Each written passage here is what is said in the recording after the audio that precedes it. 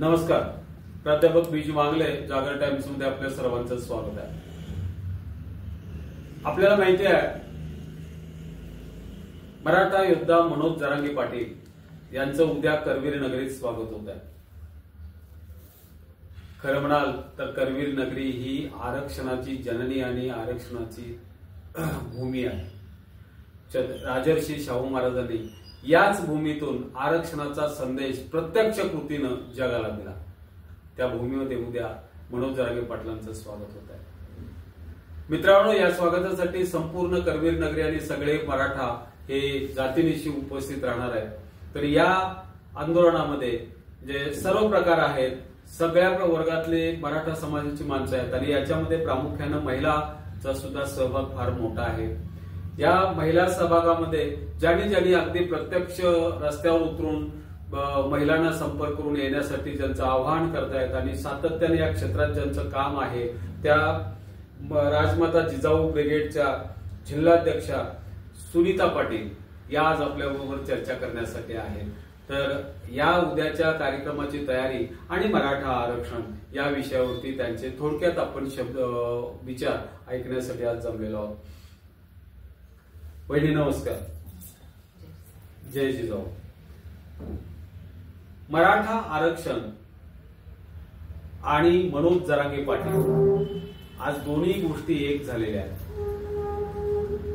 मराठा आरक्षणामध्ये मनोज जरांगे पाटलांनी जो विचार दिला तो 50% मधून 50%च्या वर नाही, 50%च्या आत राहून कुणबी प्रमाणपत्र घेऊन ओबीसी प्रवर्गातून आरक्षण.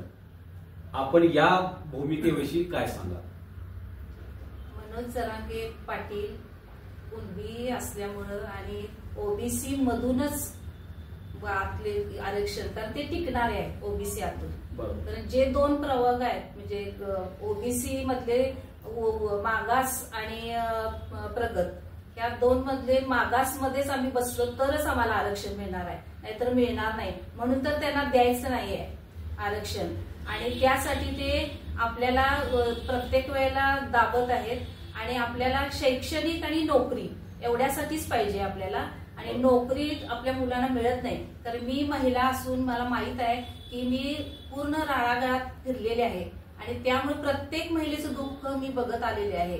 कारण नुसतंच नाही की बाबा आपली ओबीसी मधनं नाही दिलं की ओबीसीच मागास आहेत असं नाही, आपली मराठी पण आता मागास झालेले आहेत. तर एकरावरनं गुंट्यावर आलेले आहेत. पूर्वी होती मोठी शेती पण आता नाही आहे. त्यांना नोकऱ्या नाहीत. नोकऱ्या म्हटलं की त्यासाठी सुद्धा पैसे भरावे लागते. नोकरी करायची असेल तर, शिक्षण घ्यायचं असेल तरी पैसे भरावे लागते. मराठ्यांच्या मुलांनी जायचं कुठं? आज सकाळी आई उठते आणि बघते की बाबा आज दिवसभरात आपण काम केलं तर संध्याकाळी आपलं पोट भरणार आहे, नाहीतर नाही.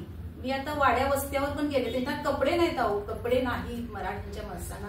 महिला काय मराठ्यांच्या दुःखी आहेत ते मला माहित आहे. ज्यावेळी गायकवाड आयोगांची आलेले होत्या, गायकवाड आयोग, त्यावेळी मी त्यांना भेटलेलो आहे. वाड्या वस्त्यावरच्या महिला आलेल्या होत्या. सगळ्या महिलांना मी या जिल्ह्यातल्या घेऊन भेटलेलो आहे. त्यावेळी ज्या महिला रडत होत्या, एकाच साडीवर आलेल्या होत्या, एका फाटलेल्या 2 साड्या एकत्र करून दिसलेल्या महिला होत्या. त्यांची काय अवस्था होती. आणि या गोष्टीनं बरोबर आहे मनोज जरांगेचं, तिकडं कोण शेती प्रधान जरी असेल तर तिथं शेतीच पिकत नाही. ते सगळे मागासलेले आहेत लोक. त्यांना शिक्षण मिळत नाही, त्यांना नोकरी मिळत नाही. त्यामुळे आत्महत्येचं प्रमाण वाढलेलं आहे. आज 90% मुलांनी, आमच्या मराठा मुलांनी आत्महत्या केलेली आहे. काय त्यांच्या अवस्था आयांची बघण्यासारखी झालेली आहे. आम्ही त्या महिलांना भेटून आलेलो आहे. त्यामुळे आम्हाला माहित आहे की बाबा या महिलेची काय अवस्था. तर मी पण एक स्त्री आहे. त्यामुळं या महिलांचं आपण हे दुःख बघितलं पाहिजे, हे महत्वाचं आहे. आणि आम्हाला ओबीसी मधूनच 50%च्या आतलं आरक्षण दिलं तरच ते टिकणार आहे, नाहीतर टिकणार नाही. त्यासाठी 9 आणि 11 हा सेक्शन तपासला पाहिजे. 9 मध्ये जे प्रगत झालेले आहेत ते बाहेर काढून मराठ्यांना आरक्षण देऊ शकतात आणि जे प्रगत आहेत त्यांना बाहेर काढा आणि त्यांचं सर्वेक्षण करा. ज्या जाती ओबीसी मध्ये आता भरलेल्या आहेत त्या जास्त जाती झालेल्या आहेत आणि त्यांना कोणताही डेटा नाही आहे, कुठलाही पुरावा नाही. आणि त्या ओबीसीच्या आयोगाला सुद्धा आम्ही भेटलेलो आहे. आणि त्यांनी पण सांगितलं की याला पुरावाच नाही, मग तुम्ही कसं काय केलं? त्यांच्याकडे शब्द नव्हते बोलायला, त्यांनी बोलले नाहीत आमच्यावर. आधी आम्हाला भेटायला सुद्धा त्यांनी परवानगी दिली होती ओबीसीच्या आयोगाच्या. त्यांनी त्यावेळी आम्ही भांडून त्यांच्याकडनं, जिल्हाधिकाऱ्यांच्याकडनं आम्ही ठराविक लोकांनी त्यांची हे घेतलेली होती, वेळ घेतलेली होती. त्यामुळं आम्हाला मनोज जरांगेंच्या पाठीशीच राहायचं आहे, कारण आज एक मोठं नेतृत्व आहे ते आणि सगळ्या महाराष्ट्रानं त्यांना हे केलेलं आहे की आता एवढी आपली मराठ्यांची माणसं, फक्त कोल्हापुरात एकदा मला आठवते 80 साली बाळ घाडगेंनी 1 मराठा लाख मराठा ही घोषणा काढली आणि त्यावेळी 1 लाख मराठे जमवलेले सर. बरोबर. त्यावेळी जानेवारी महिन्यात 1 लाख मराठे जमवलेले आणि त्याच्यापासून कधीही मराठे एकत्र आलं नाही. आणि जे मूठभर लोक आहेत मराठ्यांचे, ते मूठभर आहेत हो, ते खालचे लोक काय करतात ह्यांना पत्ताच नाही. काही लोकांना आरक्षण म्हणजे सुद्धा काय माहित नाही. आम्हाला प्रश्न विचारले जातात. काही महिला एवढ्याही आहेत की त्यांनी शिक्षणच घेतले नाही, ते पोटाच्या मागे लागलेले मुलं तीच नोकरी करतात, व्यसन लागलेले, त्यांची नोकरी लागल्या नसल्यावर लग्न नाही आहेत. अशा बऱ्याच गोष्टी आहेत, ह्या दिसतच नाहीत, कारण वरचे कार्यकर्ते काम करत असतात आणि बाकीच्यांच्याकडे लक्ष नाही. बरोबर आहे. मराठा समाज हा केवळ शैक्षणिक दृष्ट्या नाही तर सामाजिक दृष्ट्या सुद्धा मागासवर्गीय आहे आणि हे मागासवर्गीय आयोगानं सिद्ध केलेलं आहे. लोक म्हणतात किंवा आरोप करतात मराठ्यांना फक्त सगळ्या उत्पन्नाची साधनं आहेत, असं असताना ते केवळ शैक्षणिक मागास आणि मागासवर्गीय किंवा आरक्षण देणं हा काय, म्हणजे जसं भुजबळ म्हणतात की गरिबी हटाव कार्यक्रम नव्हे वगैरे, पण तसं नाही आहे. वास्तवात तुम्ही ज्या वेळा वाड्या वस्त्यावरती जाल त्यावेळेला अशी तुमची परिस्थिती दिसून येईल की मराठा समाज हा सामाजिक दृष्ट्या मागासवर्गीय आहे. तो केवळ शैक्षणिक दृष्ट्या आहे, आर्थिक दृष्ट्या आहे असं नाही. वहिनींनी सांगितलं की मागासवर्गीय आयोगानं त्या भेटलेल्या आहेत, त्यांनी या सगळ्या गोष्टी त्यांना विशद करून दिल्या. इतकी वाईट परिस्थिती आहे की या मागासवर्गीय वाड्या वस्त्यामधून काम करत असताना मराठ्यांच्या महिला इतक्या वाईट आर्थिक अवस्थेत आणि शैक्षणिक आणि सामाजिक त्यांच्या पाठीमागं दूषणं लागणारी अशा हा समाज, यांना आरक्षणाशिवाय आज पर्याय नाही. वैरी मराठ्यांना एक वेगळा, त्याला मराठीमध्ये देख दाखवला असं म्हणतो, किंवा मराठ्यांना एक वेगळं आरक्षण द्यायचा प्रयत्न केला आणि 50% मधनं मराठ्यांना आरक्षण देऊ नये अशा पद्धतीचं फडणवीस साहेबांचं ध्येय होतं. त्यांनी काय केलं की विशेष अधिवेशनामध्ये 10% आरक्षण दिलं, पण ते टिकेल का आणि त्या अधिवेशनाशी तुम्हाला काय म्हणायचं त्या 10% आरक्षणाविषयी? 10%, 50%च्या वर आरक्षणच टिकत नाही, कारण त्याचा काही उपयोग होत नाही. कोर्टात केलं की ते टिकत नाहीये. कुठं तुम्ही हायकोर्टात जावा, सर्वोच्च न्यायालयात तर अजिबातच टिकत नाही. त्यामुळं म्हणूनच मनोज जरांगे असू दे किंवा इतर मराठी असू देत पूर्ण महाराष्ट्रातले, त्यांनी ओबीसीच्या 50%च्या आतलंच म्हणून मागितलंय, जे टिकणार असावं. ते काही पण सांगतील, आता आपल्याला मतं मिळावी किंवा काही मिळावं म्हणून काही ते सांगतील, आपण आता सत्तेवर आहे, पण भूलभुलैया चाललाय आणि हे 10% आपल्याला आरक्षण खोटं आहे आणि ते फसवं आहे. बरोबर. फडणवीस साहेबांनी जे दिलेलं 10% आरक्षण आहे, हे 10% आरक्षण एक टिकाऊ स्वरूपाचं नाही, ते घटनाबाह्य आहे. घटनेनं दिलेल्या 50%च्या मर्यादेच्या ते बाहेरचं आहे असं त्यांनी मुद्दा मांडलेला आहे आणि ते काही टिकाऊ स्वरूपाचं असू शकत नाही. त्यासाठी कुणबी प्रवर्गातून, मराठा हा कुणबी आहे आणि कुणबी प्रवर्गातूनच त्यांना दिलं पाहिजे.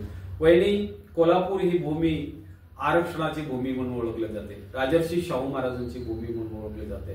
याच ठिकाणून राजर्षी शाहू महाराजांनी आरक्षणाचं संपूर्ण म्हणजे देशाला कृतीशील विचार दिला आणि प्रत्यक्षात आरक्षण आपल्या संस्थानामध्ये 50% आरक्षण बहुजन समाजाला दिलं. त्याविषयी काही सांगू शकता? शाहू महाराजांनी ज्योत लावली म्हणायला हरकत नाही मराठा आरक्षणची, आणि त्या काळात त्यांनी सगळ्यांनाच दिलेलं होतं आरक्षण, असं नाही की मराठ्यांनाच, पण त्यांना स्वतःला पण अनुभव आलेला होता की त्यांना शूद्र म्हटलं गेलं होतं. बरोबर. आणि त्यामुळं आज आपल्या राजांना जर शूद्र म्हणतात, मग ह्या गरीब लोकांना काय म्हणणार? ह्यांना मागास आहेतच हे आणि ह्यांना आपली सोय केली पाहिजे आरक्षणाची, आणि त्यांनी शिक्षणावर जास्त भर दिला आणि शिक्षण जास्तीत जास्त मोफत करण्याचा पहिल्यांदा त्यांनी प्रयत्न केलेला आहे. कारण आता ज्या शाळा वगैरे कॉलेज झालेले आहेत ते मोफतचं खाजगीकरण झालेलं आहे आणि त्यामुळे ते शिक्षण वाढलेलं आहे. त्यामुळे ज्यावेळी महाराजांनी दिलं ते कुणीच टिकून ठेवलेलं नाही.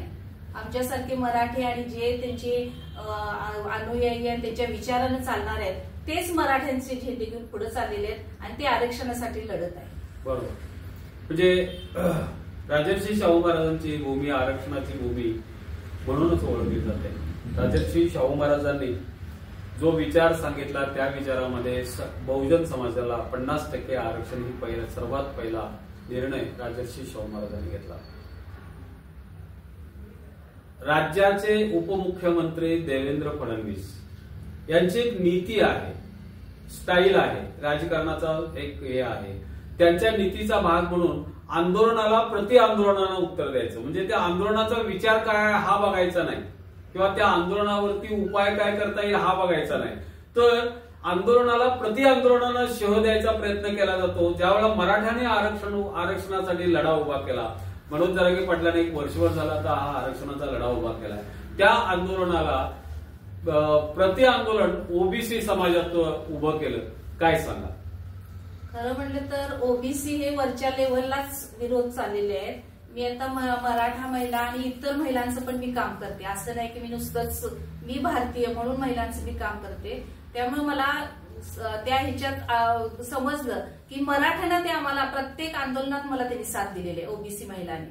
आणि त्यांच्या बाबतीत विचार की आम्हाला काय माहीतच नाही, म्हणजे त्या लोकांना काहीही माहित नाही, राळामेळातल्या लोकांना, आणि त्यांचा कधीही विरोध आपल्याला नाही. कारण आड्यावर आडं प्रत्येकाचं चढलेलं आहे, एकमेकाचे वेळेला ते मदत करतात. त्यामुळं त्या महिलांना माहीतच नाही. त्यामुळे झेंडा यांच्या हातात दिलाच कुणी आणि कोण हे लागून गेले. कारण आमच्या मतामुळे तुम्ही येताय, आमच्या महिलांच्या मता ओबीसी मुळे तुम्ही येताय किंवा इतर ह्यांच्यामुळे येतात. आणि मराठा आणि ओबीसी असा कोणताही फरक मला महिलांच्यात दिसले नाही. तर आम्हाला सतत प्रत्येक मराठा आरक्षणच्या याला आम्हाला त्यांनी पाठिंबा दिलेला आहे.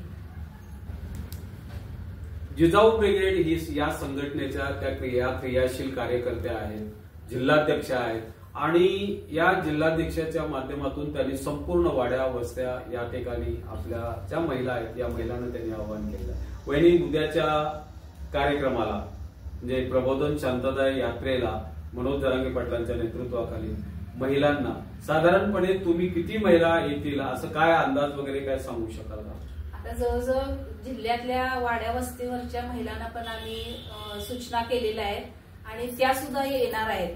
आणि जवळजवळ हजारांना महिला येणार आहेत. कारण त्यांना खूप गरज आहे. कारण त्यांनाच आर्थिक बॅलन्स सांभाळावं लागतं आणि घर सांभाळावं लागतं. त्यामुळे त्यांना माहीत झालंय की बाबा आपल्याला आर्थिक परिस्थिती आणि ही कोलमडलेली आहे आणि शिक्षण आणि हे नोकरी महत्वाची किती आहे हे सगळ्यात जास्त महिलांना माहीत आहे. त्यामुळे हजारो संख्येनं महिला येणार आहेत. उद्याच्या या मनोज जरांगे पाटलांच्या शांतता प्रबोधन रॅलीला वहिनी कोल्हापूर जिल्ह्यात ह्या होणाऱ्या कार्यक्रमासाठी साधारणपणे महिला असतील किंवा पुरुष असतील मराठा आरक्षणासाठीच्या या लढ्यात कितीची अपेक्षा आहे किंवा किती महिला पुरुष वगैरे जमा होतील आणि तुम्ही साधारणपणे त्यासाठी काय केलं?